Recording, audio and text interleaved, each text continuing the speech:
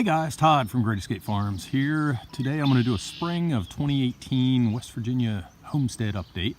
And this is one of my apple trees here.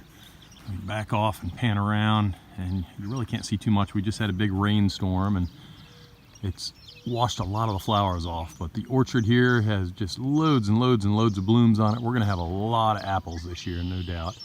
The cherry blossoms are just about done. I have two sour cherry trees here. I have a couple sweet cherry trees behind me, but they're small yet. And this is the perennial sheet mulch garden. And doesn't look like much just yet. Looks like a lot of weeds. And actually there are a lot of weeds in here. Let me get through the barbed wire here so you can see right there that it's in the mint family. It's what a lot of people refer to as a weed, but you can eat that. I forget what it's called right now. And there is the sea kale popping up, and I have little babies of it popping up all around, so I'm excited about that. I have a lot of mint root in here. The Osage Orange, which is actually a citrus that grows up here in zone 6, is starting to blossom out. I'd cut off a couple of the ends that had died there. I got a lot of cherries coming up, the chi tree. Everything is looking very, very good in here and coming up. And actually I see a big old patch of grass back there. I did some weeding in here, and a great big old patch of grass right back there that I need to get out, so I'll be weeding that here in a second.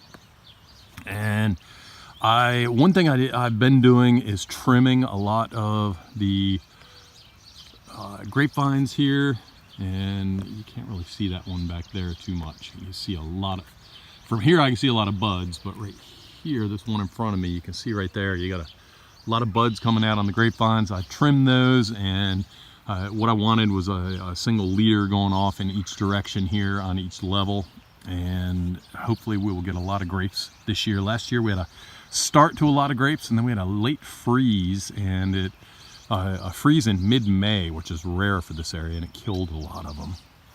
And let me show you this. I haven't had a picture of these things before, but this is, I think it's all called an Akiba vine. So again, this is May of 2018, and this thing is flowering out. Hopefully I'll get some fruit off of this. It is a fruiting plant, and I think it'd be very, very neat to get some fruit off of that. Oh, speaking of fruit, I have a mess of strawberries in here, and they are all flowering out, as well as a whole bunch of blueberries in here, and my honeyberries already have fruit on them, so they will start ripening here in the next couple of months. I'm sorry, the next couple of weeks. So a lot of stuff going on here in the perennial garden. Let me show you some of the other things I've been up to.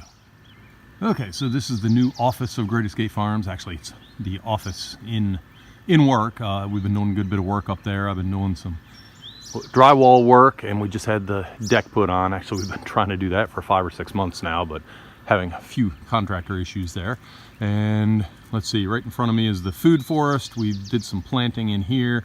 I need to put down some cardboard in this area right here and add some bags of leaves to hold the cardboard down, and kill out some of that grass that's growing that I don't want. I've already done it back here, and you can see it looks a good bit better back here. Everything is just starting to bud out and blossom very well in here. I have a good bit of fruit in here, and unfortunately my dog figured out a way to get in there now, so, and he has to be in all of my videos. So I have elderberry, all kinds of stuff in here. This one is a sand cherry, and you see it just has loads and loads of blooms on it.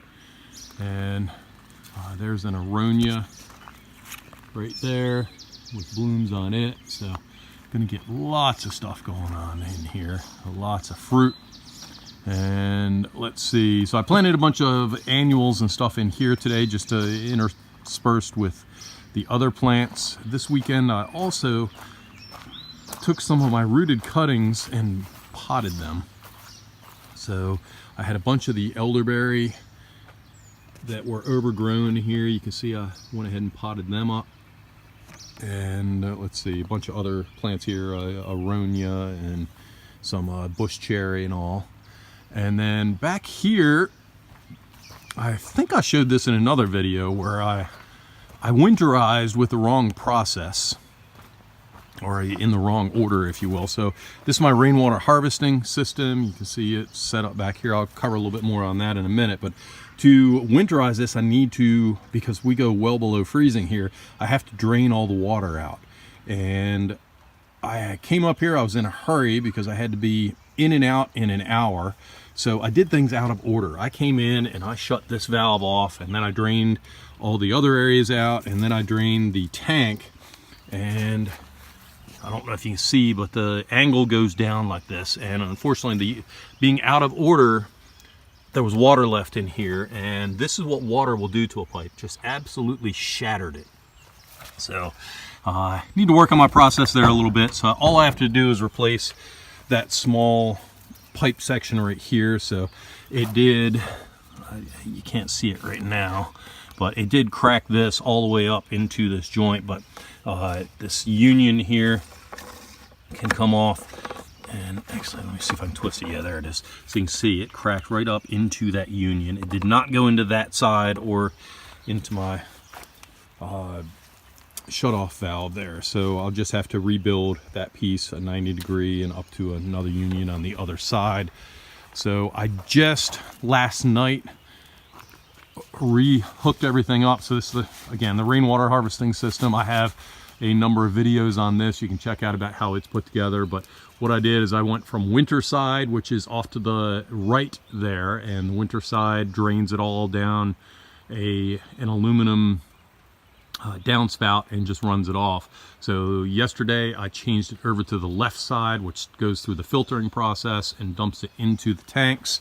And you can see this tank has, how many gallons do we have? We have just under 600 gallons of water from overnight. So we had a good bit of rain last night, and actually I'll go ahead and I'll cut in a video here of the stream. I can hear the stream running behind me, and it's running pretty good right now.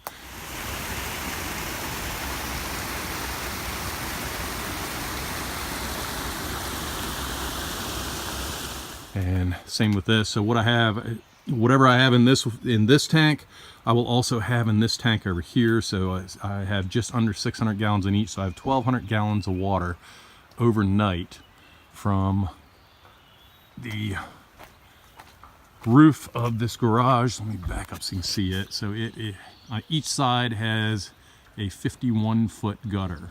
So it's 50 foot long with a 6-inch overhang on each. So 51 foot of gutter yielded 1,200 gallons of water. Actually, each one yielded 600 gallons. I have a gutter on each side, so pretty good run on that. Let's see, what else have we been up to this weekend? Just kind of putzing around, doing a few things. Oh, one thing, let me see if I can get down there. I want to show you this pawpaw. So I have a recent infatuation with pawpaw plants, and this is the first one with buds on it. So it won't produce fruit because there are no other pawpaws around that are flowering right now. But you can see that one right there. Hopefully you can. It has 3 flowers on it. So we got that one, and one back in there. So that's a start. I'm excited just to have one flowering. That means that when I get a couple more flowering, they will cross-pollinate. They're not self-fertile, so they have to be pollinated by another pawpaw. But I have several dozen in the yard right now. So once some of the others start flowering, then we'll have some pawpaw fruit, which is exciting. I think that's about it. Some of the other things I have to do is I have pallets back there for mushroom logs. I didn't get around to doing that this winter. I have a third tank right here because right now each one of these tanks are 1,500 gallons. So I have 3,000 capacity up there right now. I'm going to add this other 1,500 gallon in to give me a 4,500 gallon capacity. I'm going to put it around the back side there, the shady side of the building. I could paint these, but the green one here gets the brunt of the sunshine. The one back there that you can see the water level on, it doesn't get too much sunshine. And the reason you want them to not get sunshine on the white ones is so you don't get algae growing in it. So if I put this one on the shady side back there, I should be good. Last year I didn't have any algae problems at all, so I was kind of excited about that. So I need to repair the dent in it. There's a little hole in it. I need to patch the hole, and then I can hook it up in line. I already have it roughed in, if you will, so all I have to do is get it in place and do a little bit of connectivity, and it'll be up and running. So that's just a couple of the things going on. As on any farm, we have a million different things going on. So There's loads and loads of different tasks waiting for us, and the nursery is done shipping for the year. Now we're going to start advertising on Craigslist and do some local sales, so plenty around here to keep us busy. So that's it for this video. Please consider subscribing to our YouTube channel. Thank you very much for tuning in, and have a great day.